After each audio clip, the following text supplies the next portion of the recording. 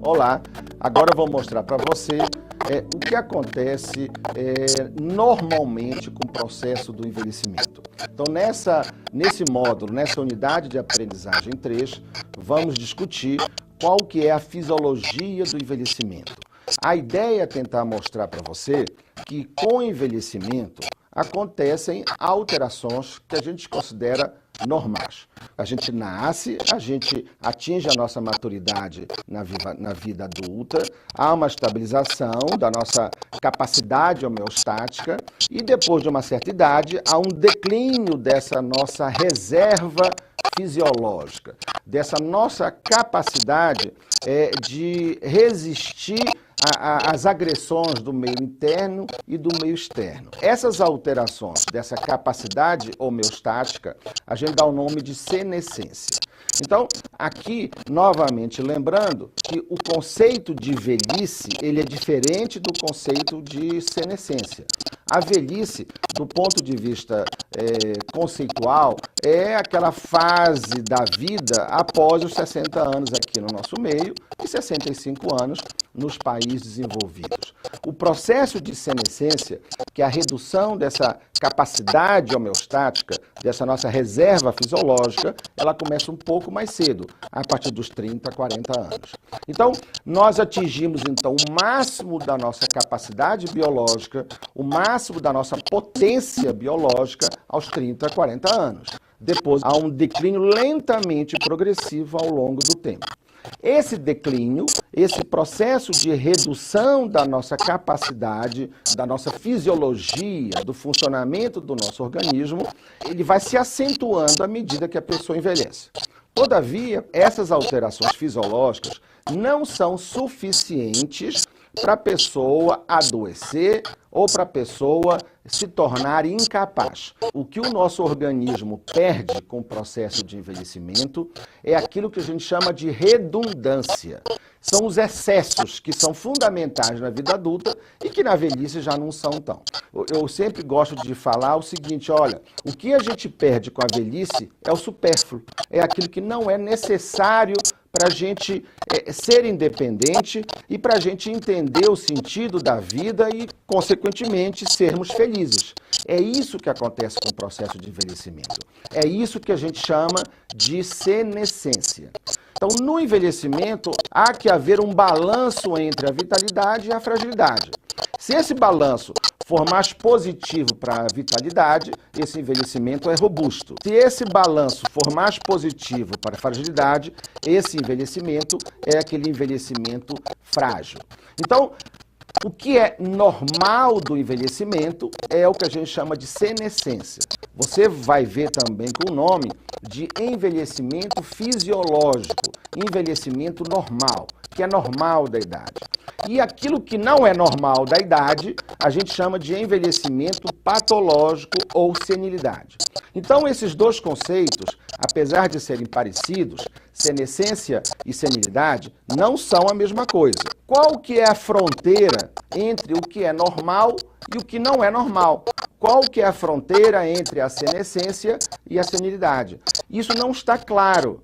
Por quê? Cada vez mais, aquilo que a gente achava que era normal, a gente está vendo que não é normal. Ou seja, pode ser prevenido. Ocorre porque a pessoa não se preparou adequadamente para uma vida sadia. Então, a gente achava que era normal.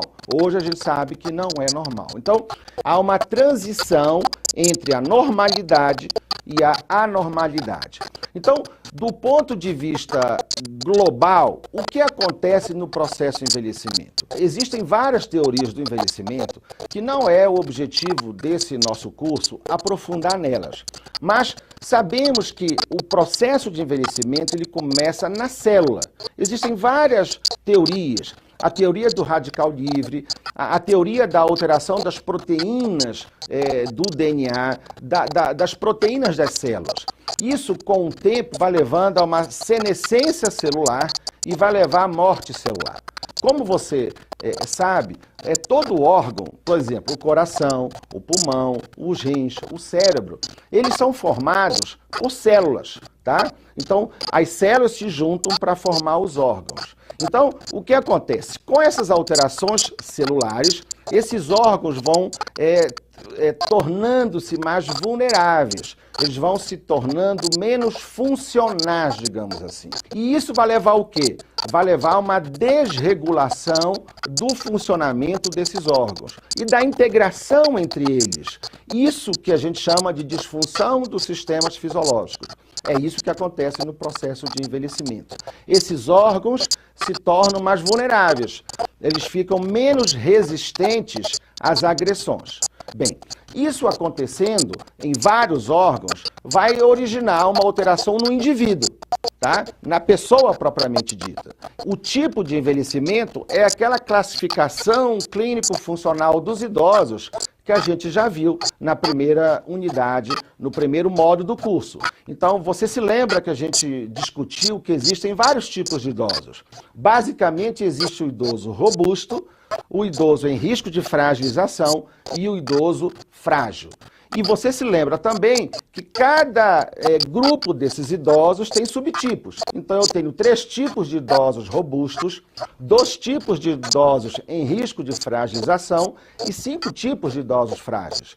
Isso é para mostrar a heterogeneidade entre os idosos. Cada idoso é de um jeito. A grande verdade que a gente tem sobre o envelhecimento é que o idoso, ele não é um adulto com mais idade e com mais cabelos brancos. Não é isso que é o velho, que é o idoso.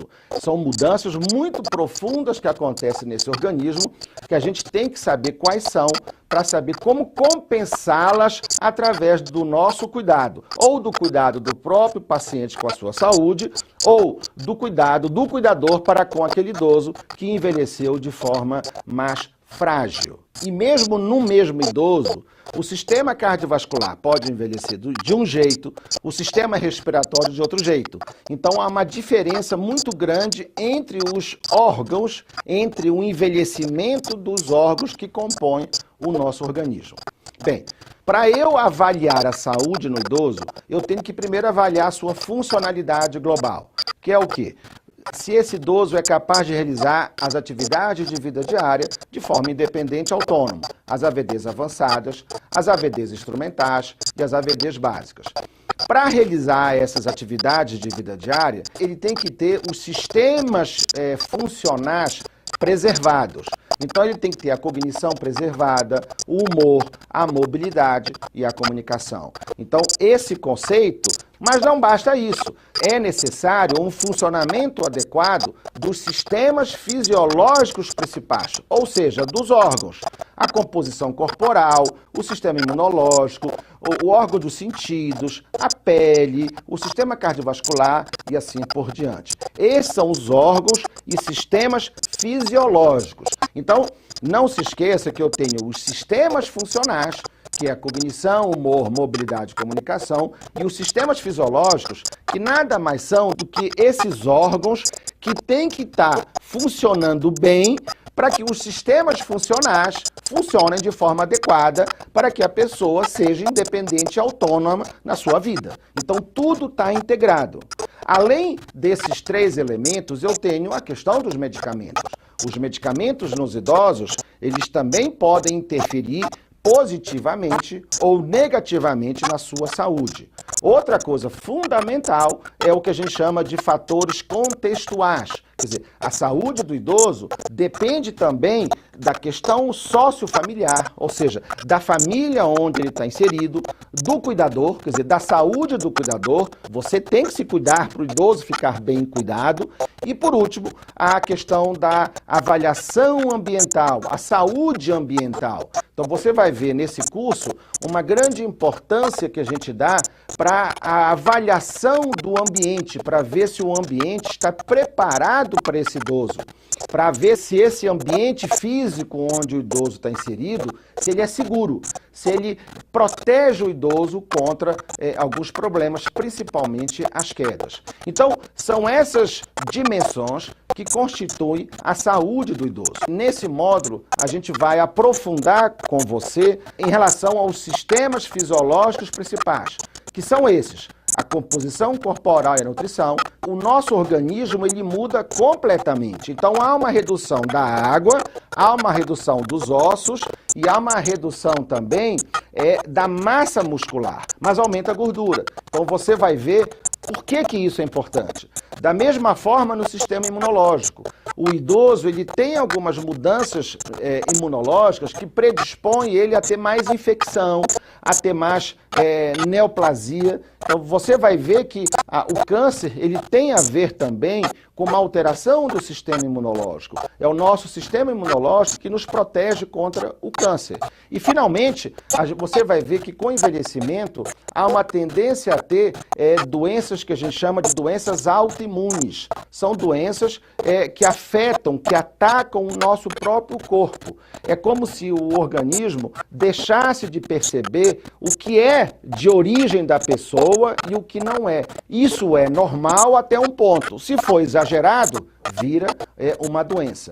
Da mesma forma, na pele e nos anexos, vão ter várias alterações. A pele mais seca, as rugas, que são alterações normais. Mas a partir de um ponto, ela vira um problema de saúde, e nós temos que prevenir, que compensar essas alterações que acontecem com o envelhecimento, protegendo a pele. Como, por exemplo, tomando bastante líquido e passando um creme hidratante para poder proteger essa pele contra lesões. Assim como no sistema muscular, nos ossos e nas articulações, vão havendo mudanças, como a gente já viu com relação à sarcopenia. Os ossos vão ficando mais frágeis, que a gente chama de osteopenia, osteoporose. Da mesma forma, no sistema cardiovascular, a pressão tende a ficar mais alta. O coração, ele tende a ficar um pouco mais fraco, mas nem por isso a pessoa tem uma insuficiência cardíaca. Então, é isso que você vai ter que prestar atenção durante este módulo. São as alterações que são normais, que vão acontecer com todo mundo. Então, a ideia, o que a gente quer mostrar para você é o seguinte: o que está na área verde é o que a gente chama de senescência, que é o que é normal da idade, é o envelhecimento fisiológico. Então, isso vai acontecer com todo mundo. Agora, o que está na área vermelha é o que a gente chama de senilidade, que é o que é anormal da idade, que é o envelhecimento patológico. Então, você vai entender claramente nesse curso que a incapacidade cognitiva, a instabilidade postural, a imobilidade, a incontinência esfincteriana, a incapacidade comunicativa e a iatrogenia não são normais da idade, não há a menor dúvida. Então, aquele idoso que tem um problema de memória que impede que ele faça as coisas no dia a dia, jamais isso pode ser considerado normal da idade, porque ele se tornou dependente por conta disso. Da mesma forma, a instabilidade postural, aquele idoso que cai à toa, que não consegue fazer as coisas porque não consegue caminhar direito. Isso não é normal, isso é senilidade, isso é envelhecimento patológico. Da mesma forma que a perda de urina, ou seja, aquele idoso que não consegue controlar os seus esfíncteres. Então, isso não há dúvida que é anormal. E eu tenho também as doenças. Então, as doenças que você vai vê-las todas nesse curso, como, por exemplo, a hipertensão arterial, a insuficiência cardíaca, a angina, o infarto, o acidente vascular cerebral, o diabetes, a bronquite crônica, o enfisema, vamos dizer assim, a osteoartrite, a osteoporose e a fratura de fêmur, o tremor e a doença de Parkinson, os cânceres, enfim, essas doenças crônico-degenerativas, elas são mais frequentes nos idosos, mas não são normais da idade. O envelhecimento normal não está associado à doença e à incapacidade. Então, é esse conceito que é o conceito mais importante deste curso, dessa formação que nós estamos lhe proporcionando. A partir de agora, você vai então aprofundar no que acontece em cada um dos sistemas fisiológicos, em cada um dos órgãos que compõem o nosso organismo, para entender melhor o que você deve fazer para ajudar esse idoso. Boa leitura.